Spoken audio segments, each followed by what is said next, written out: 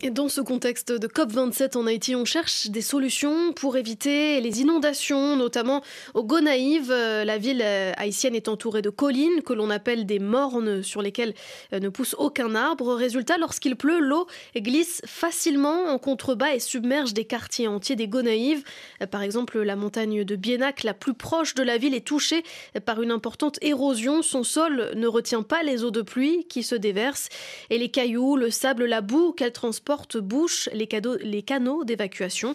Alors, un groupe de jeunes agronomes a l'intention désormais de reboiser cette montagne. Notre correspondant Ronel Paul les a rencontrés. Cet après-midi, nous accompagnons sur le terrain pour une visite d'exploration Jimmy Deliska et Wius Saint-Ilus, de jeunes agronomes initiateurs de ce projet ambitieux. Après quelques minutes d'escalade, nous arrivons au milieu de la montagne. À cet endroit, nous avons une très belle vue sur la cité de l'Indépendance, mais autour de nous, ce n'est que désolation. La majorité des bassins versants sont à nu, ce qui indigne Jimmy Deliska. Dans les périodes de pluie intense, il y a toujours de l'eau qui sort de la montagne pour se déverser dans les rues et même causer des inondations parce que les bassins versants ne sont pas aménagés.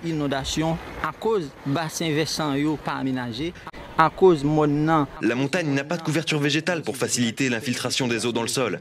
Ce sont ces deux problèmes qui sont à la base de cet état critique du Morne, comme vous êtes en train de le regarder. Il est dévasté. Donc, il est dévasté, il est dénudé.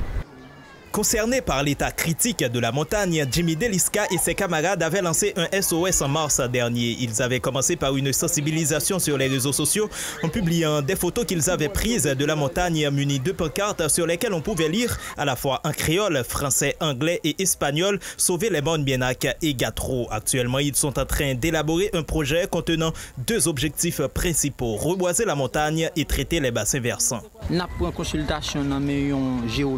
D'abord, nous consulterons des géologues. Nous ferons des recherches édaphiques pour déterminer la nature des sols. Il nous faut ensuite déterminer les plantes appropriées à cet espace, les équipements nécessaires dont nous aurons besoin pour aménager les bassins versants. Enfin, nous réfléchirons à un plan d'arrosage. Avec beaucoup de consternation, les agronomes observent les bassins versants et réfléchissent sur la manière la plus efficace de les traiter. Se basant sur des connaissances empiriques, Wius Saint-Ilus a déjà une idée. Il y a plusieurs façons de traiter des versants. On peut utiliser des seuils de pierres sèches pour retenir l'eau et la terre qui se déverseront. C'est une technique très intéressante qu'on utilise souvent en Haïti. Mais il y a des endroits où on peut également utiliser des courbes de niveau pour éviter que les alluvions ne se déversent. Tout ça est inclus dans notre projet. Après une observation pour étudier les bassins cas par cas pour mieux agir en ce sens. Derrière ce projet de reboisement se cache une vision encore plus audacieuse. Transformer la montagne de Bienac en un véritable parc d'attraction écologique. Pour y parvenir, les jeunes sollicitent la participation de tous les Haïtiens, y compris la communauté internationale. Car pour Jimmy Deliska, un projet environnemental est l'affaire de toute la planète. Parler de l'environnement aujourd'hui, parler de protection de l'environnement, parler de changement climatique, c'est l'affaire de tout le monde. Je pense que ce projet concerne le monde. Au niveau de la ville, si nous trouvons des spécialistes, tant mieux. À l'échelle internationale, s'il y a des institutions ou des instances qui souhaitent apporter leur contribution, notre équipe les attend pour pouvoir matérialiser ce projet.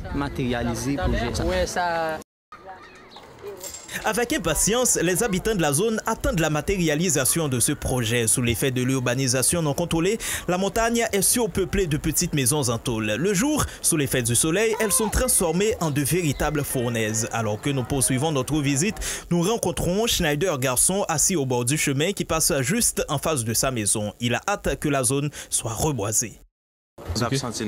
On se sentirait vraiment à l'aise parce que dès que le soleil se lève, ce n'est plus supportable, car il n'y a aucune ombre, faute d'arbres. Même à l'intérieur de la maison, on ne peut pas y rester parce que la chaleur y est trop forte. Nous sommes vraiment dans la nécessité d'avoir des arbres dans la zone. Regardez ce que vous pouvez faire pour nous. Seulement voilà, cette perspective ambitieuse n'est pour le moment qu'à l'état de projet, car les jeunes écologistes n'ont aucun sou en poche. Ronel Paul Gonaïves, RFI. Et partons à présent à la rencontre d'un collectif d'hommes qui combat les stéréotypes de genre.